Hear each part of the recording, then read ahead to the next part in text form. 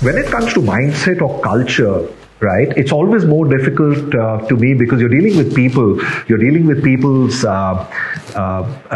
strengths and weaknesses and the way they've been groomed. So to me, the top 2 or 3 things that would come up when you're looking at a mindset change.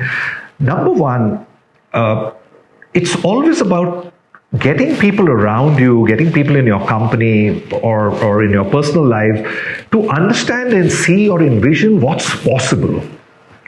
Right? So it always starts with, because very often I find that, we are moving with blinkers on and, we are into our day-to-day ruts. Yes, we want a 5%, 10%, 20% hike in salary. So it comes down to, so if you can show people around you what's actually possible, and a lot of that happens by walking the talk, which is why I come back to remaining at the cutting edge of what's going on around you, not just from an incremental, but from an exponential perspective. So number one is, how do you show people what's possible?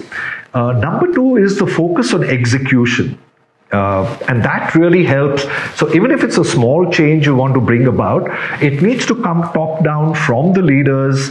And unless me as a leader, unless the leaders walk the talk, are convinced in themselves, and when I say convinced, I'm not just saying on PowerPoint and what we talk about, but if we are walking the talk as leaders on what we are convinced, and we are more into an execution mode rather than spending hours and hours in meetings and drawing board, I think that's the second thing that people see and start emulating. So that's the second piece on how you change the culture. And third, like I mentioned earlier, if you can provide, especially when you're undergoing or taking on a cultural or a mindset change, if you can provide a psychological safety to the organization.